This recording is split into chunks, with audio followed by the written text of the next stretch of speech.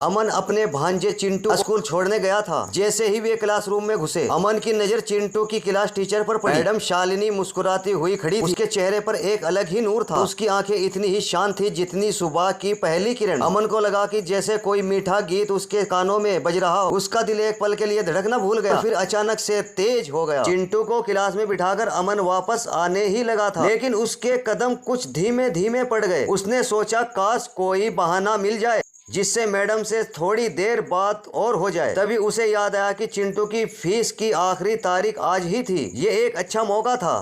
वह वापस मुड़ा और शालिनी मैडम के पास आया।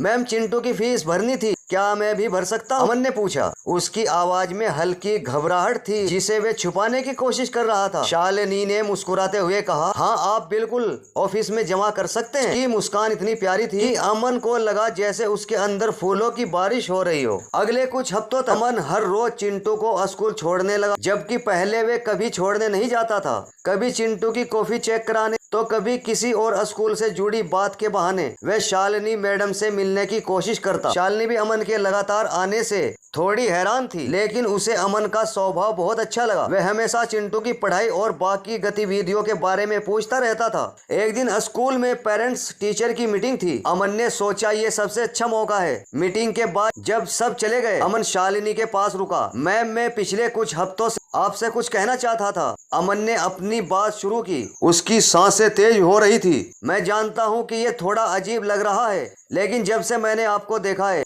मुझे आप बहुत पसंद आने लगी हो। शालिनी पहले तो थोड़ा चौंक गई, लेकिन अमन की आंखों में सच्चाई और ईमानदारी देखकर वे समझ नहीं पाई कि वे कहीं मजाक तो नहीं कर रहा। उन्होंने हल्की सी मुस्कान के साथ कहा, अमन जी, मैं आपकी भावनाओं की कदर करती हूँ। लेकिन अमन ने उन्हें बीच में ही रोक दिया। मैं जानता हूँ आप क्या सोच रही होंगी कि मैं जल्दबाजी नहीं करना चाहता, बस एक मौका चाहता हूँ हम एक दूसरे को जान सके। क्या हम कभी कॉफी पर मिल सकते हैं, बस एक दोस्त की तरह? शालिनी ने कुछ देर सोचा। अमन का सीधापन और उसकी आंखों में जो उम्मीद थी, उसे देखकर उन्हें लगा कि उसे एक मौका देना चाहिए। ठीक है अमन जी, हम मिल सकते हैं। अमन का चेहरा खुशी चमक उठा। उसे यकीन नहीं हो रहा था कि शालिनी मान गई। पहली कॉफी डेट पर उन्होंने बच्चों की बातें की, स्कूल के किस्से सुनाए और धीरे धीरे एक दूसरे के शौक और सपनों के बारे में जानने लगे। उसकी बातचीत में एक सहजता थी, जैसे वे एक दूसरे को सालों से जानते हों। कुछ मुलाकातों के बाद अमन को शालिनी की समझदारी और उसके बच्चों के प्रति प्यार बहुत पसंद आया, और शालिनी को अमन का मजाकिया स्वभाव और उसकी सादगी भा गई। चिंटू भी इस बात से खुश था कि उसकी मैडम और मामा दोस्त बन गए थे।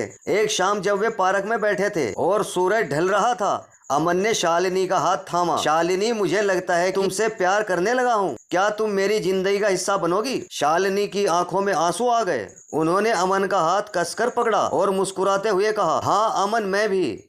और इस तरह चिंटू के स्कूल जाने के बहाने शुरू हुई एक मीठी मुलाकात एक खूबसूरत प्रेम कहानी में बदल गई, जहाँ एक मामा को अपने भांजे की मैडम में अपना हमसफर मिल गया। क्या आप चाहते हैं कि इस कहानी को और आगे बढ़ाया जाए? कमेंट में बताएं दोस्तों। अगर अभी आपने हमारे चैनल को सब्सक्राइब नहीं किया तो सब्सक्राइब करके जाएं दोस्तों। नईम भारती को एक वोट करके जाएं दोस्तों। मिलते हैं नेक्स्ट वीडियो में। जय हिंद।